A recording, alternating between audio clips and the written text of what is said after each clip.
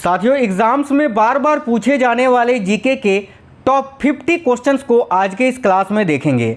और साथियों, ये साधारण क्वेश्चंस नहीं है, ये क्वेश्चंस थोड़े अच्छे लेवल के क्वेश्चंस हैं, मॉडरेट टू हार्ड लेवल के क्वेश्चंस। और ये क्वेश्चंस जो हैं आमतौर पे पेपर में बन नहीं पाता है, इस कारण से स्किप हो जाता है। और इन क्वेश्चनों को जो सॉल्व कर लेता है वो साथियों उन्हीं का नाम मेरिट में आता है। आज के इस क्लास में जो ये क्वेश्चंस हैं ये बहुत ही अच्छे लेवल के हैं, सभी एग्जाम्स के लिए बहुत ही इंपॉर्टेंट है, तो आपको ये क्लास कंप्लीट देख लेना है। नमस्कार साथियों, मेरा नाम है सुभाष राज और स्वागत है आप सभी साथियों का स्मार्ट स्टडी 2.0 यूट्यूब चैनल पर। तो चलिए देखते हैं क्वेश्चंस। पहला क्वेश्चन स्क्रीन पर है। पहला क्वेश्चन है रेजिडेक्स सूचकांक इनमें से किसके साथ जुड़ा है। तो भाई देखिए, ये जो रेजिडेक्स सूचकांक है इसका संबंध किससे से है या फिर ये किससे जुड़ा है, तो याद रखना ये मकान की कीमत से जुड़ा है। देखिए, इस क्वेश्चन का करेक्ट आंसर आएगा ऑप्शन नंबर डी, मकान की कीमत से, याद रखना। अगला क्वेश्चन है पंचवर्षीय योजनाओं के आंतरिक वित्त पोषण के लिए सरकार किस पर निर्भर करती है।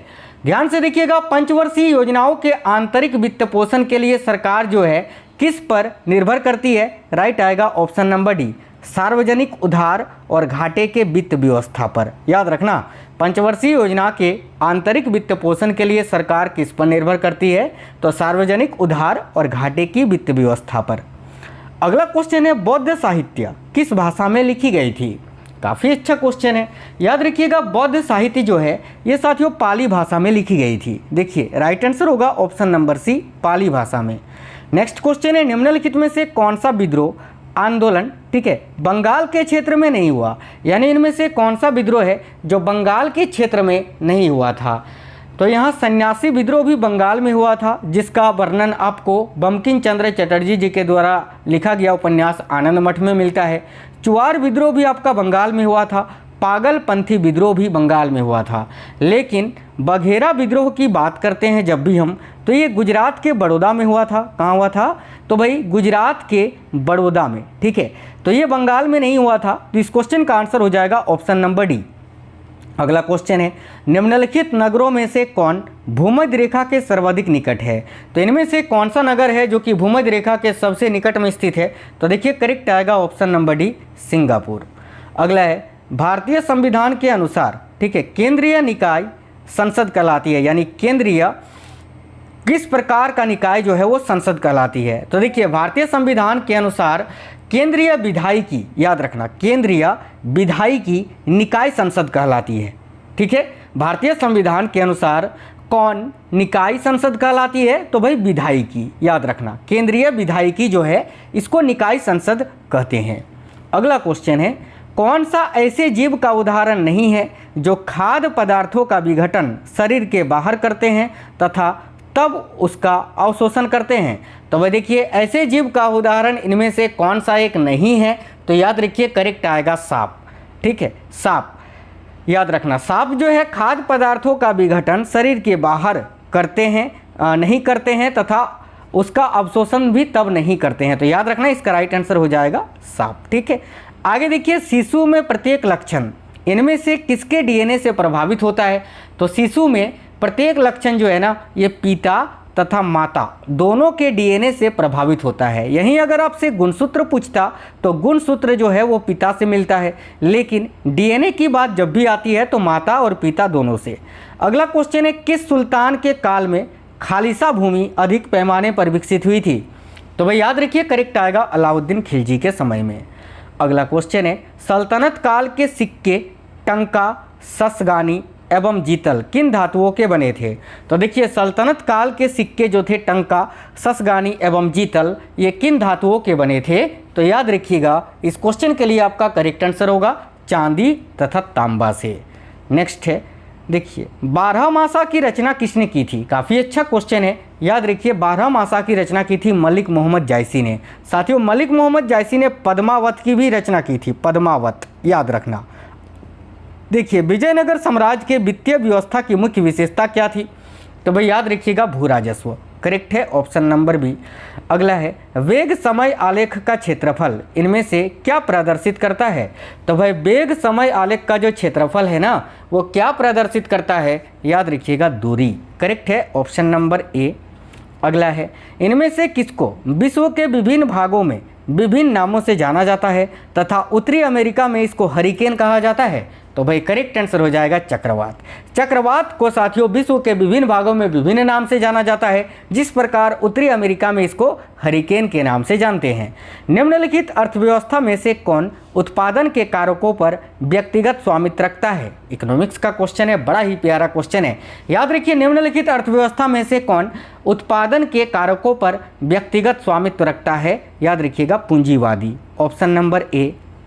निम्न में से कौन सा स्थल नवपाषाण युग का प्राचीनतम प्रमाण प्रस्तुत करता है?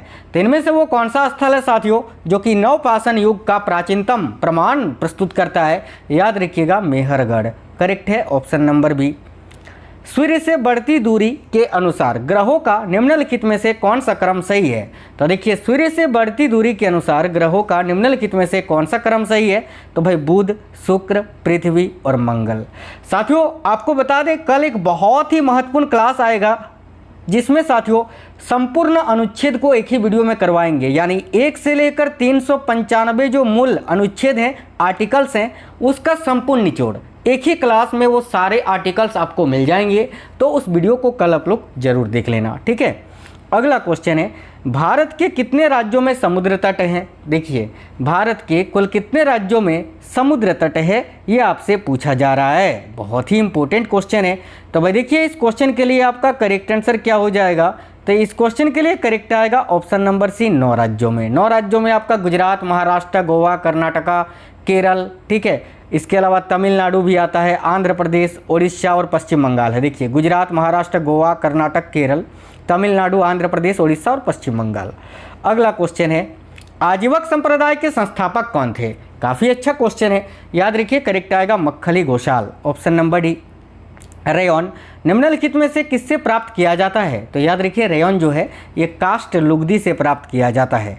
जैसे कि देखिए, रेयॉन एक निर्मित फाइबर है जो सेल्यूलोज से बनाया जाता है, जो लकड़ी के गुद्दे से प्राप्त होता है। याद रखना, ठीक है। आगे देखिए, निम्नलिखित में से किसको पीटकर पतली चादर में परिवर्तित किया जा सकता है?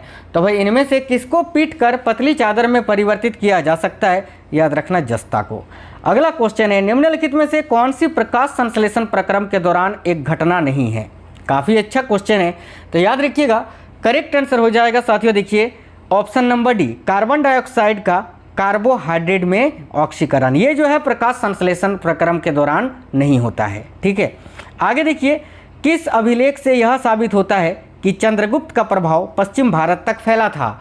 तो वह अभिलेख है साथियों रुद्रदमन का जूनागढ़ अभिलेख। Option number C. उस स्रोत का नाम बतलाइए जो प्राचीन भारत के व्यापारिक मार्गों पर मौन है। तो देखिए, राइट आंसर होगा Milind. Option number B correct आएगा। नेक्स्ट है, किस शासक वंश ने मंदिरों एवं ब्रह्मांडों को सबसे अधिक ग्राम अनुदान में दिया था? तो यहाँ आपका राइट आंसर हो जाएगा, याद रखिए, गुप्त वंश के शासकों ने। नेक्स्ट क्वेश्चन है, उष्णकटिबंधीय क्षेत्रों की जलवायु सामान्यतः गर्म होती है क्योंकि ये आसपास स्थित होते हैं किस प्रकार के क्षेत्र के? तो याद रखिए, करेक्ट आएगा, भूमध्य रेखा के क्षेत्र के आसपास होते हैं ये, ठीक है। आगे देखिए, अगला है दक्षेस यानी सार्स का मुख्यालय, ठीक है। सार्स का मुख्यालय नहीं पूछा है, ठीक है, वो तो काठमांडू नेपाल में है। अगर मुख्यालय इसका पूछे तो याद रखना काठमांडू में है, ठीक है। लेकिन यह पूछा है दक्षेस यानी सार्स का आंदोलन शुरू करने का उद्देश्य क्या था? तो देखिए, राइट आएगा क्षेत्रीय सहयोग। Option number D. किस कंपनी के डिबेंचर धारक, ठीक है, किसी कंपनी के डिबेंचर धारक इसके क्या होते हैं? तो याद रखना, किसी भी कंपनी के जो डिबेंचर धारक होते हैं वे इसके क्या होते हैं? तो लेनदार होते हैं, लेनदार। Option number B. नेक्स्ट है, करेंसी नोट और 1 रुपये के सिक्के और कम मूल्य के नोट किसके द्वारा जारी किए जाते हैं? तो देखिए, राइट आएगा वित्त मंत्रालय के द्वारा। Option number D. निम्न में से कौन सा स्थल मध्य पाषाणकालीन नहीं है? तो देखिएगा साथियों, यहाँ पर लंगनाज, बागोर और आदमगढ़ ये सभी मध्य पाषाणकालीन स्थल है, लेकिन गणेश्वर नहीं है। तो ऑप्शन नंबर भी करेक्ट आएगा, गणेश्वर। अगला है, महाभारत के फारसी अनुवाद का शीर्षक क्या है? यानी महाभारत का जो फारसी भाषा में अनुवाद किया गया था उसका टाइटल यानी शीर्षक क्या था? याद रखना, रज़्मनामा। Option number B. अगला क्वेश्चन है, सौर मंडल में अन्य ग्रहों की अपेक्षा विपरीत दिशा में घूमने वाला ग्रह कौन सा है? तो देखिए, राइट आएगा यूरेनस यानी अरुण ग्रह, ठीक है। आगे देखिए, मेघालय की उच्च भूमि संरचना एवं उत्पत्ति की दृष्टि से निम्नलिखित में से किसका भाग है? तो भाई मेघालय की उच्च भूमि संरचना एवं उत्पत्ति की दृष्टि से निम्नलिखित में से ये किसका भाग है? तो देखिए करेक्ट आएगा प्रायद्वीपीय पठार का। ठीक है, आगे देखिएगा, ज्ञान प्राप्ति से पूर्व भगवान महावीर का नाम क्या था? तो भाई ज्ञान प्राप्ति से पूर्व भगवान महावीर का नाम क्या था? तो साथियों यहाँ ध्यान से देखिए, करेक्ट आएगा Vardhaman, option number A. Sindhu जल समझौते के अंतर्गत भारत को निम्नलिखित किस नदी पर विशिष्ट अधिकार नहीं दिया गया? तो भाई सिंधु जल समझौते के अंतर्गत भारत को निम्नलिखित किस नदी पर विशिष्ट अधिकार नहीं दिया गया है? तो देखिए करेक्ट आएगा झेलम नदी। ठीक है, झेलम नदी पर याद रखना, भारत को जो है ना झेलम नदी पर विशिष्ट अधिकार नहीं दिया गया है। साथियों देखिए आपको बता दें कि 3 पश्चिमी नदियां जैसे कि सिंधु, चिनाब और झेलम का नियंत्रण पाकिस्तान को दिया गया है। साथियों ये आपको याद रखना है। आगे देखिए, जब्ती प्रणाली किसकी उपज थी? तो भाई देखिए जब्ती प्रणाली जो है ये शेरशाह सूरी की उपज थी। ओके, आगे देखिए नेक्स्ट है, निम्नलिखित में से कौन से ईंधन का ऊष्मीयमान अधिकतम होता है? तो इनमें से कौन सा ईंधन है? तो याद रखना पेट्रोल, जिसका ऊष्मीयमान अधिकतम होता है। अगला क्वेश्चन है, निर्वाचन आयोग निम्नलिखित में से किन चुनावों से सरोकर नहीं रखता? तो भाई निर्वाचन आयोग जो है ना पंचायत के चुनाव से सरोकर नहीं रखता है, याद रखना। भारत के महान्यायवादी किसके द्वारा नियुक्त किए जाते हैं? तो भाई भारत के जो महान्यायवादी हैं वो संविधान के अनुच्छेद 76 आर्टिकल 76 के अंतर्गत भारत के राष्ट्रपति के द्वारा नियुक्त किए जाते हैं। अगला क्वेश्चन है, कौन से पादप उत्तक को वृद्धि उत्तक भी कहा जाता है?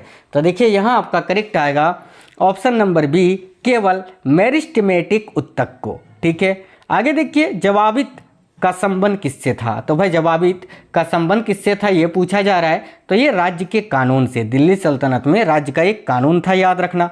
आगे देखिए, धर्मनिरपेक्ष कानून, माफ करना, ठीक है, देखिए धर्मनिरपेक्ष कानून जो कि औरंगजेब ने धर्मनिरपेक्ष फरमान जारी किया था जिसे जवाबित कहा जाता है, माफ करना, ये दिल्ली सल्तनत नहीं, ये मुगल काल का कानून था, मुगलों का। ठीक है, जिसको औरंगजेब ने शुरू किया था।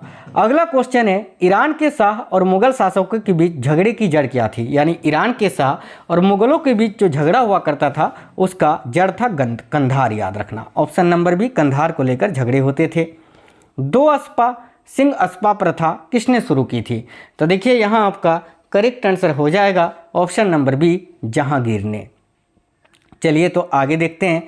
अगला क्वेश्चन है, सरंजामी प्रथा किससे संबंधित है? तो भाई याद रखना ये मराठा भूराजस्व व्यवस्था से संबंधित है। ठीक है, ऑप्शन नंबर ए।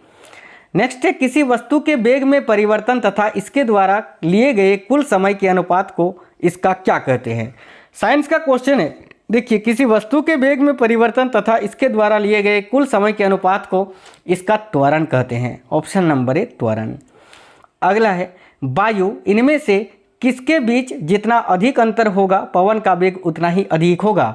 तो देखिए वायु जो है ना, दाब के बीच जितना अधिक अंतर होगा पवन का वेग उतना ही अधिक होता है, याद रखिएगा। देखिए, भारत के उपराष्ट्रपति के संबंध में कौन सा कथन असत्य है? तो साथियों ऑप्शन नंबर ए में है, इसकी योग्यता प्राप्त करने के लिए प्रत्याशी की आयु कम से कम 35 वर्ष होनी चाहिए, जो कि बिल्कुल सही है। उपराष्ट्रपति राज्यसभा का सभापति होता है, ये भी सही है। ठीक है, ऑप्शन नंबर सी में लिखा है उपराष्ट्रपति का चुनाव भारत का राष्ट्रपति करता है, ये गलत है, यही आपका आंसर होगा। बाकी ऑप्शन नंबर डी में लिखा है भारत के प्रथम उपराष्ट्रपति सर्वपल्ली राधाकृष्णन थे, ये भी सही है। ऑप्शन नंबर सी गलत है, यही आंसर होगा। HDR में, ठीक है, यानी ह्यूमन डेवलपमेंट रिपोर्ट में मानव निर्धनता सूचकांक इनमें से किस वर्ष शुरू किया गया था? तो राइट आएगा 1997 में, याद रखिए ऑप्शन नंबर ए। अगला क्वेश्चन है, समय सीमा से 1 साल पहले किस पंचवर्षीय योजना को समाप्त कर दिया गया था? तो साथियों यहाँ आपका करेक्ट आंसर हो जाएगा 5वीं पंचवर्षीय योजना को। ये 1974 में शुरू हुआ था और ये 79 की जगह 78 में ही समाप्त हो गया था। आगे देखिए, ज्वालामुखी के कप या कटोरा आकार मुख को क्या कहते हैं? तो भाई ज्वालामुखी के कप या कटोरा आकार का जो मुख होता है उसको क्रेटर कहते हैं, याद रखना। ऑप्शन नंबर डी यहाँ करेक्ट आएगा। आज की इस क्लास में ये जो 50 क्वेश्चन थे साथियों, ये बहुत ही अच्छे लेवल के थे। उम्मीद करते हैं आपको ये क्लास पसंद आया है। रिवीजन के लिए एक बार फिर से आप ये क्लास देख लेना स्टार्टिंग से, ठीक है। तो वीडियो को एक लाइक जरूर कर दीजिए, अपने दोस्तों के साथ शेयर करना। जो मैंने आपको बताया, कल आर्टिकल का क्लास आएगा जिसमें संपूर्ण आर्टिकल एक ही वीडियो में करवा देंगे। 1 से लेकर 395 तक के सभी अनुच्छेद आपको कल मिल जाएंगे, उसको जरूर देख लेना। बहुत ही कम समय में बहुत ही अच्छी तरीके से आपको समझाएंगे, जिससे आप कभी भी वो नहीं भूलोगे, ठीक है। इससे पहले मैंने कल ही जो है आपके लिए पॉलिटी का एक क्लास कराया था जिसमें 500 क्वेश्चंस थे एक ही वीडियो में, उसको देख लेना। तो मिलते हैं नेक्स्ट वीडियो में, तब तक के लिए जय हिंद, वंदे मातरम।